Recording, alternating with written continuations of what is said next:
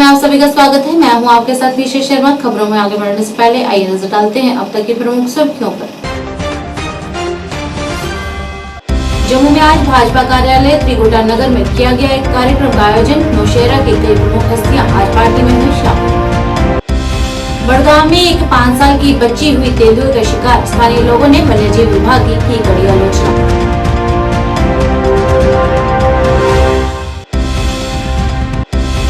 जम्मू में आज mini bus union workers association के अध्यक्ष विजय चिब ने की पत्रकारों से बात। कहा, सरकार ने किया मिनी बस चालकों को नजरअंदाज। बुर्जुला भगाड़ श्रीनगर में पेश आया एक आगजनी का मामला। घर का सारा फर्नीचर जलकर हुआ खाक।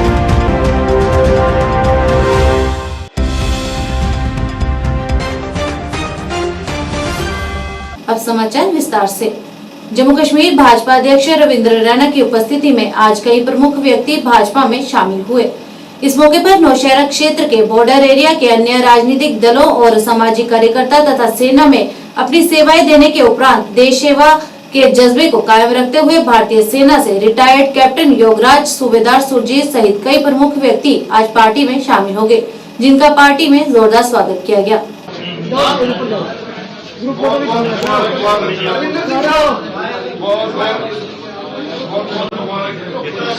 आज जो दूसरी सियासी जमातों से ताल्लुक रखने वाले जो सियासी वर्कर्स हैं और जो लंबे समय तक जिन्होंने दूसरी जमातों के अंदर काम किया, आज वो उन जमातों को अलविदा कहकर ये सब साथी भारतीय जनता पार्टी में शामिल हुए हैं। इसमें हमारे सेना के जो एक्स सर्विसमैन हैं, कैप्टन योगराज साहब,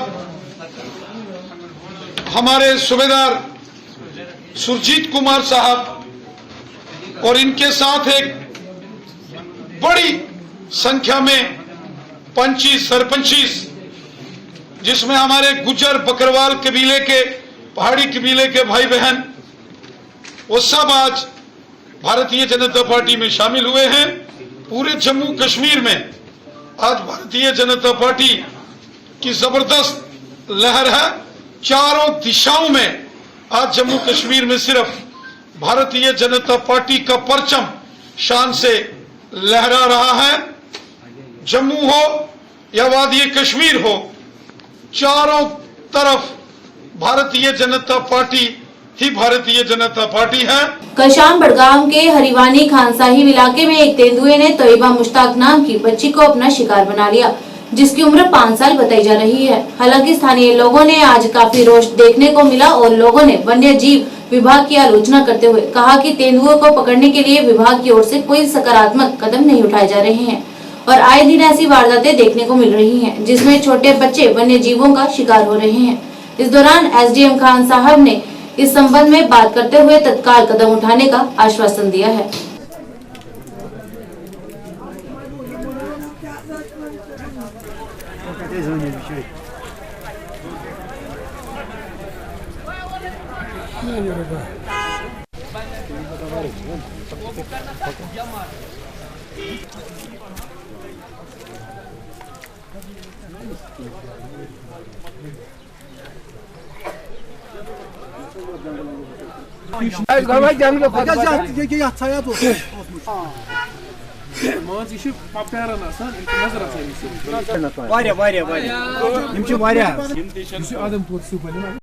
ये बहुत दुखद बात है। हम सारा इलाका इस दुखद में शरीक है, क्योंकि ये इतना बड़ा सानिया है कि पूरा नहीं हो सकता है। इसे कबल भी शमशान में 2 वाक़ात हुए और इसके बाद हरिवानी जो हमारा हमसाया गांव भी है और खान साहब में पड़ता है ये सारा, तो लोगों में दहशत है। लोग दहशत से बाहर नहीं निकल सकते हैं। छोटे छोटे बच्चे आज स्कूल भी नहीं जा सकते हैं। हमने बार बार गवर्नमेंट से अपील की है, खासकर मैं आज district development commissioner Budgam Akshay Labroo साहब, एसडीएम खान साहब, एसडीपीओ खान साहब, एसएचओ खान साहब वाइल्ड लाइफ डिपार्टमेंट को रिक्वेस्ट करता हूँ, आप टॉप प्रायोरिटी पर यहाँ आकर इस इलाके में ये बहुत सारे ये शेर यहाँ घूम रहे हैं, ये एक ही नहीं है, सारा इलाका की खौफ दहशत में है। हम तो डीसी साहब ने उसी टाइम वाइल्ड लाइफ की एडमिनिस्ट्रेशन की और पुलिस के साथ ली है और तब से हम कंटिन्यू ले रहे हैं और इस पे पूरा मॉनिटर कर रहे हैं। डी साहब हमने केजेस इंस्टॉल किए थे और उनका नंबर भी एनहांस किया था वो सैमसन एरिया में, लेकिन अनफॉर्चुनेटली ये जो हमारे 10-12 विलेजेस है ये जो काफ़ी वल्नरेबल है लेपर्ड के नज़र से, तो इन इलाकों में हमने अवेयरनेस एक मैसिव अवेयरनेस कैंप भी किया है। एक ही नहीं, हमने थ्रू डिस्ट्रिक्ट एडमिनिस्ट्रेशन, सब डिवीजनल एडमिनिस्ट्रेशन और जितने भी हमारे ग्राउंड लेवल की ये इंतज़ामिया है उन्होंने लोगों को अवेयर किया था कि एहतियात बरतने की, और साथ ही साथ एडमिनिस्ट्रेशन ने केजेस इंस्टॉल किए हैं और एनहांस किया था नंबर उनका, और जो हमने परमानेंट कैंप्स एस्टैब्लिश किए थे वाइल्ड लाइफ के उस गांव में सैमसन एरिया में। लेकिन कल जो ये इंसिडेंट हुआ था अनफॉर्चुनेटली ये 4 किलोमीटर दूर है उस गांव से जहां ये पहले 2 इंसिडेंट्स हुए हैं। Mini bus union workers association के अध्यक्ष विजय जीव ने कहा कि मिनी बसों और ई बसों के रूटों को लेकर सरकार ने उन्हें आश्वासन दिया था कि उस पर उनके निर्धारित रूटों पर चलने की बात कही गई थी, लेकिन सरकार ने कहीं न कहीं मिनी बसों के चालकों के साथ अन्याय किया है और अधिक ई बसों को सड़कों पर उतार दिया गया है। उसी के चलते कल मिनी मेटाडोरों को बंद कर रखने का फैसला लिया गया था। इस दौरान उन्होंने कहा कि इससे धीरे धीरे बेरोजगारी की दर और अधिक बढ़ जाएगी, जिससे उनके परिवारों का गुजर बसर करना भी बेहद मुश्किल हो गया है। देखो, मैं तो ऐसा कहूँगा कि ये जो स्ट्राइकें होती हैं इससे तो बहुत जनता को तो बहुत ज़्यादा प्रॉब्लम होती है, खासकर स्कूल के बच्चों को। किसी ने जॉब पे जाना है, किसी ने बीमार लोग हॉस्पिटल में पड़े हैं, आने जाने की कोई सुविधा नहीं होती है लोगों को। हम देख रहे थे कल लेडीज़ बेचारियाँ पैदल घूम रही थी, तो मैं तो सोचूंगा स्ट्राइक नहीं होनी चाहिए और इन लोगों की डिमांड जो है माननी चाहिए, क्योंकि एक मेटाडोर के ऊपर तीन परिवार पल रहे हैं। ड्राइवर का परिवार पल रहा है, बैंक पल रहा है, क्लीनर का परिवार पल रहा है, मैकेनिक पल रहे हैं, तो जब उनका काम ही नहीं होगा तो वो बेचारे क्या करेंगे। गवर्नमेंट कोई बेनिफिट उनको दे नहीं रही है। अब ई बसेस आई हैं, वही बसेस ट्रांसपोर्टर को देते, सब्सिडी देते तो कितने लोगों का घर चलता। आज एक मेट्रो के साथ 5 परिवार जुड़े होते हैं, एक ड्राइवर हो गया, कंडक्टर हो गया, लेबर वाले हो गए, मिस्त्री, पंचर वाला, सब जुड़े होते हैं। ई बसेस आने जाने तो बेरोजगारी डालती है। अगर फैसिलिटी देनी थी गवर्नमेंट ने तो सब्सिडी पे इन्हीं के लोगों को बसें देती, ठीक है ना भाई। आप सब्सिडी पे ये बसें नई वाली चलाओ, इससे इकोसिस्टम भी अच्छा रहेगा और पोल्यूशन भी नहीं होगा, तो सिस्टम अच्छा रहेगा। लेकिन गवर्नमेंट अपनी डाल दी है, 100 बसें हैं, 200 बंदे को रोजगार मिल रहा है, बाकी हमारे भाई कहाँ जाएंगे, गरीब आदमी कहाँ जाएगा। ये जो गवर्नमेंट आई है दिन ब दिन जो है बेरोजगारी डाल रही है। कोई भी इशू हुआ इन्होंने क्या अपनी मोनोपोली डाली है, पब्लिक का कोई बेनिफिट नहीं हो रहा। पब्लिक उल्टी उन्होंने परेशान कर दिया, हरासमेंट कर दी पब्लिक को। कहना चाहता हूँ कि दोनों की जो बैठ के बात करनी चाहिए, ई बसों की बैठ के करिए, जो मेट्रोडोर की बसों की मिल के सरकार से फैसला लेना चाहिए कि हमारी रोजी रोटी, इनकी भी चले रोजी रोटी, उनकी रोजी रोटी चले। इसलिए ये कहना चाहता हूँ कि गवर्नमेंट में, सरकार में आपस में बैठ के बात करनी चाहिए, इसका हल ये होना चाहिए। गुजरात श्रीनगर में एक आवासीय घर आग की चपेट में आने से आंशिक रूप से क्षतिग्रस्त हो गया। बताया जा रहा है कि घर का सारा फर्नीचर जलकर खाक हो गया, जिसकी कीमत लाखों में है। सूचना मिलते ही दमकल विभाग की टीम मौके पर पहुंच गई और आग पर काबू पा लिया गया। गनीमत रही कि किसी भी जान की हानि की सूचना नहीं है।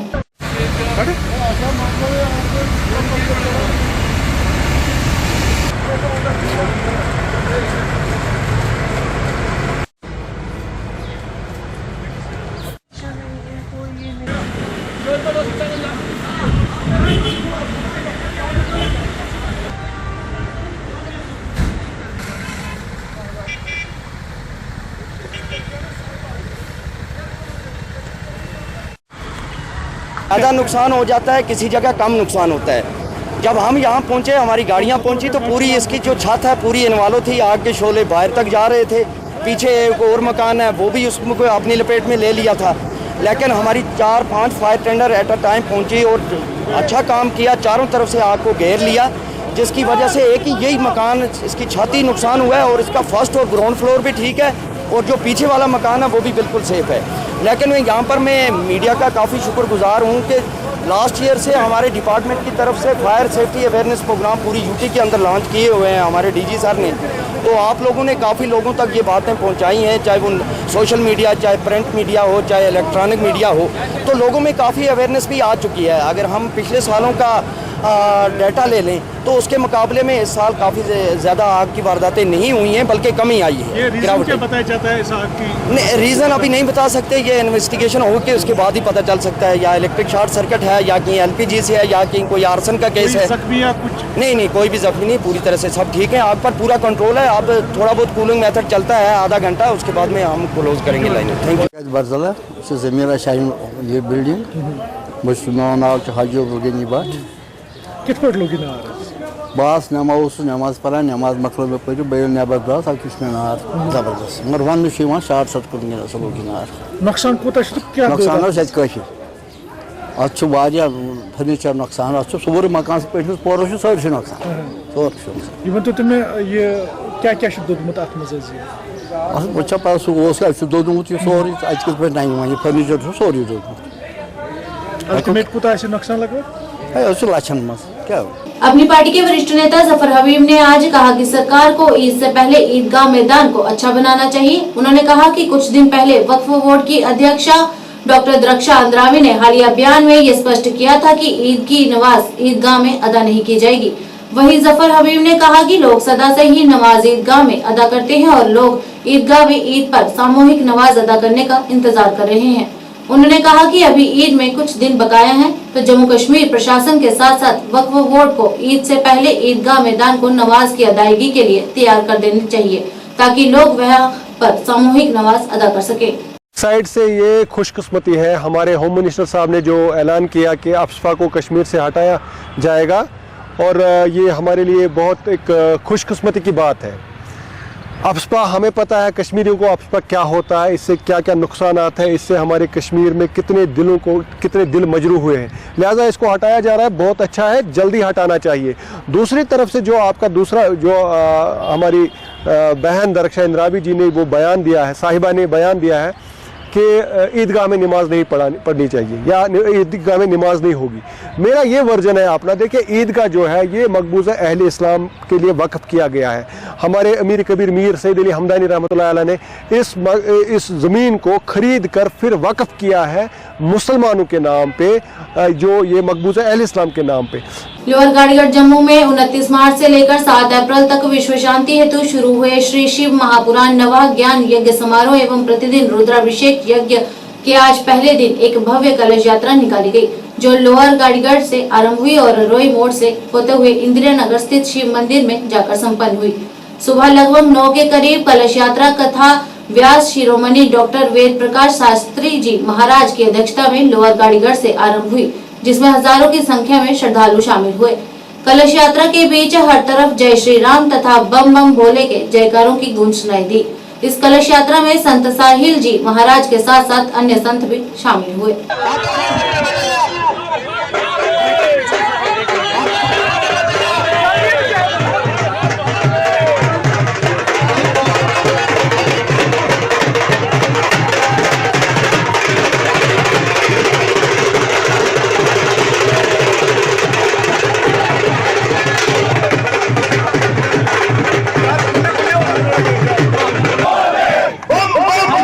कड़ी में जो है ये चौथा कार्यक्रम जो है शिव महापुराण यज्ञ के रूप में गाड़ीगढ़ में जो है होने जा रहा है, जिसकी आज कलश यात्रा जो आप देख रहे हैं, हजारों की संख्या में श्रद्धालु जो है एक जन सैलाब, एक आस्था का सैलाब जिसको कहेंगे। आपने देखा होगा अपने मीडिया के माध्यम से, मीडिया बंधुओं के माध्यम से कि इतने जो है हजारों की संख्या में लोग जो है इस शिव महापुराण यज्ञ से जुड़े हैं।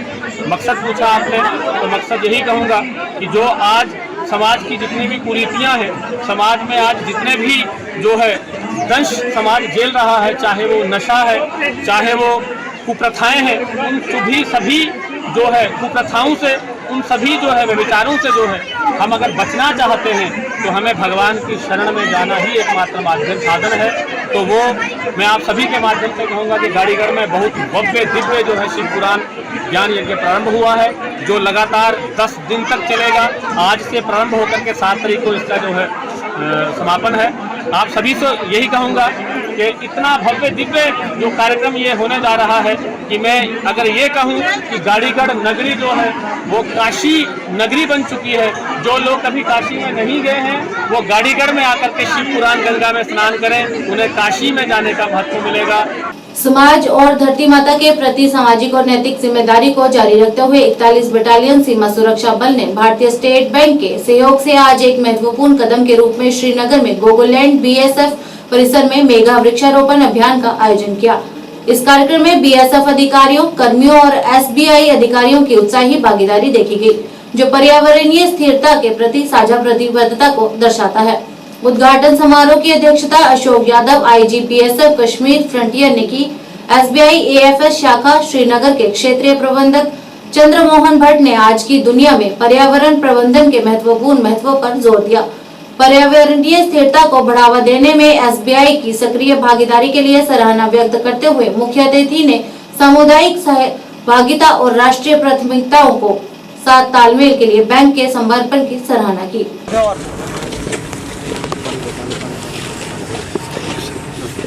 पानी डालते हैं सबको अपना आगे देखना पड़ेगा। So they are always welcoming. They immediately come forward and help us in our research projects. So I am very grateful to SBI for sponsoring this project. 41वीं वाहिनी जब से इस कैंपस में आई है, बहुत सारे सुंदर चेंजेस इस वाहिनी में आए हैं, जो मैं लगातार देख रहा हूँ। हर 3 महीने में कुछ नया चेंज होता है। ये ब्यूटीफुल ग्राउंड इन्होंने बनाया है, वहाँ पे भी एक बढ़िया पार्क ये बना रहे हैं।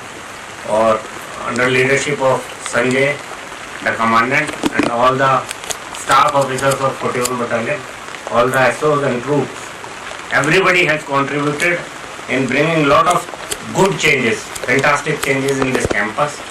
और इस तरह के इनिशिएटिव हमारी तरफ से होते रहेंगे तो वो इलाका अपने आप ही बहुत खूबसूरत हो जाता है। तो आई thank each and every one of 41 battalion for contributing in beautifying this beautiful campus. और इस तरह के और प्रोजेक्ट आप करते रहेंगे जब तक आप इस लोकेशन पे हैं, एंड एक गिफ्ट की तरह देके जाएंगे जब नई कोई बटालियन यहाँ पे इस परिसर में आएगी। अब देखेंगे ये बात। श्रीनगर निगम द्वारा मुनावराबाद इखवान चौक पर अवैध तौर पर बनाई गई 4 दुकानों को सील कर दिया गया है। इस दौरान अधिकारी ने बताया कि यहां पर दीवार बनाने का आदेश दिया गया था, परंतु आदेश का पालन न करते हुए कुछ लोगों ने यहां अपनी दुकान खड़ी कर दी, जिस वजह से उनके खिलाफ चल रहे कोर्ट केस के तहत जम्मू कश्मीर विशेष न्यायाधिकरण ने मामले का निपटारा करते हुए एसएमसी को संरचना को तुरंत सील करने का निर्देश दिया।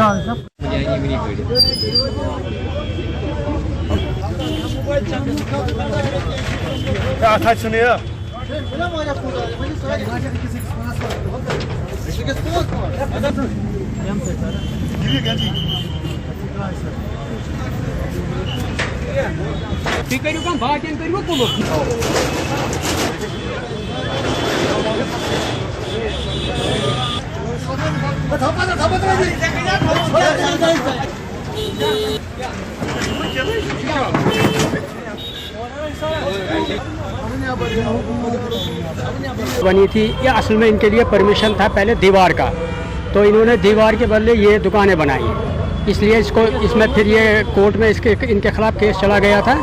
तो अब वहाँ से कोर्ट डायरेक्शन आई कि इन दुकानों को सील कर दीजिए। कितने शॉप्स? 4। तो क्या ऐसी मुहिम और आगे रहेगी? ये तो इंशाल्लाह रहेगी।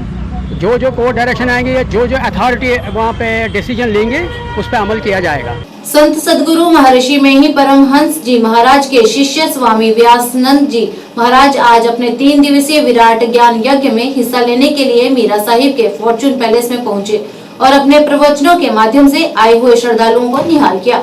इससे पहले सुबह स्वामी व्यासनंद जी महाराज ने स्वागत में भव्य शोभा यात्रा निकाली गई, जो मरालिया मोड़ मीरा साहिब से शुरू हुई और फॉर्चून पैलेस मीरा साहिब में जाकर संपन्न हुई।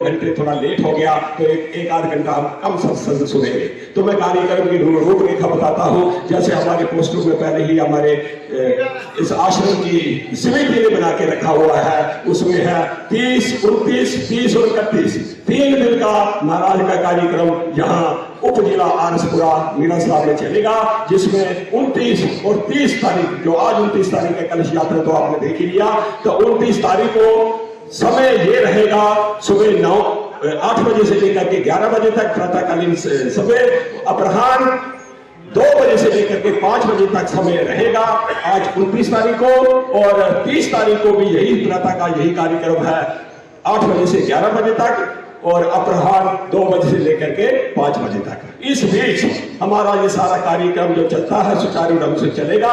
यूट्यूब के माध्यम से भी जा रहा है और आप मीडिया के माध्यम से भी पूरे विश्व में, पूरे देश में जा रहा है। और ये मैं कहना चाहता हूं कि इस दौरान जो 3 दिन का कार्यक्रम है, इसमें भंडारा भी है, लंगर भी है, प्रसाद भी है, सारा कुछ व्यवस्था कर चुकी है। आने वाली अंतिम तारीख है, उस दिन महाराज जी ने हमारे प्रोग्राम रखा हुआ है, वहाँ पर 9 बजे शुरू होगा। सामाजिक कार्यकर्ता जावेद अहमद भट्ट ने आज सोपोर में एक पत्रकार वार्ता के दौरान कहा कि एक बार फिर सोपोर के साथ नाइंसाफी की गई है। उन्होंने कहा कि यहां पर चीफ एग्जीक्यूटिव सबीर ने एक मशीन को लाया था जिससे प्लास्टिक को क्रश किया जाता था, पर अब वो यहां नहीं है तथा अन्य मशीन भी गायब है। इस दौरान उन्होंने डीसी बारामूला, एडीसी सोपोर तथा अन्य अधिकारियों से सवाल खड़ा करते हुए कहा कि उन्हें बताना चाहिए कि यदि मशीनें लाई गई तो उसे इस्तेमाल क्यों नहीं किया जा रहा है। इस मौके पर उन्होंने संबंधित पहलुओं पर प्रकाश डालते हुए सभी अधिकारियों से अपील की कि उन्हें इस मुद्दे पर गौर करना चाहिए और जनता के समक्ष बताना होगा कि मशीनें आखिरकार कहाँ हैं। यहाँ पे मशीन एक लाई थी प्लास्टिक क्रश करने के लिए। मैं पूछना चाहता हूँ हमारे जो डीसी बारामूला है या एडीसी साहब सोपोर है या आज जो हमारे नए अफसर शौकत साहब चीफ म्युनिसिपल काउंसिल सोपोर आए हैं, इन तीनों से मेरा एक सवाल आज होगा, मुझे खुदारा बताइए वो मशीन गई कहां?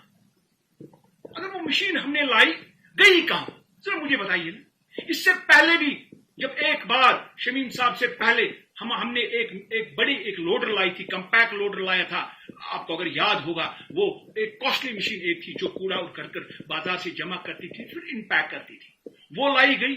और मैं कतई नहीं डरूंगा नहीं ये बोलने में, उसके टायर भेजे गए, उसकी बैटरी भेजी गई, उसका इंजन भेजा गया, और मुझे बताइए कहां है वो, किसका? शोपियां, राजौरी और पुंछ जिले से जुड़ने वाली मुगल रोड को मैकेनिकल इंजीनियरिंग डिपार्टमेंट के सहयोग से बर्फ को हटाने का काम किया गया। कुछ दिन पहले डीसी पुंछ ने मुगल का दौरा किया, जहां उन्होंने कहा कि यदि मौसम साफ रहा तो आज से सड़क को यातायात के लिए खोल दिया जाएगा। इस दौरान एक्सियन मुगल रोड ने कहा कि सिंगल लेन सड़क को साफ कर दिया गया है और आने वाले दिनों में सड़क यातायात के लिए खुली रहेगी।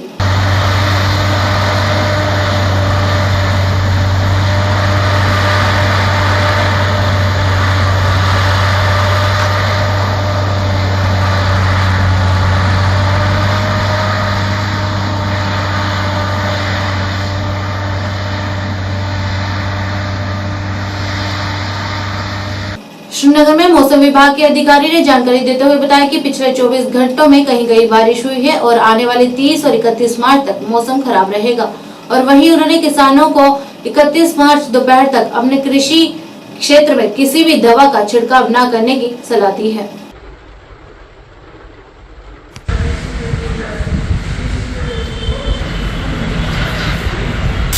अभी हम अगर देखेंगे पिछले 24 घंटे के दौरान जम्मू कश्मीर के अक्सर मकामात पर हल्की से दरमियाने दर्जे की बारिश हुई है।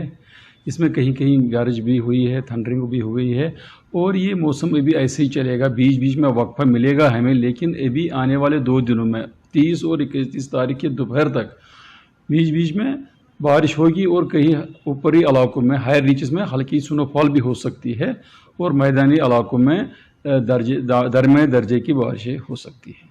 अभी रैक्टिक रहेगा 31 तारीख के दोपहर तक, इसलिए जो भी फार्म एक्टिविटीज़ है उनको वो सस्पेंड करना चाहे, वो अपनी मसरूफियात जो है वो 1 तारीख के बाद शुरू कर सकते हैं। आज के संग में बस इतना ही। नया क्लिक फिर हाजिर होंगे, तब तक ले दीजिए इजाजत। नमस्कार।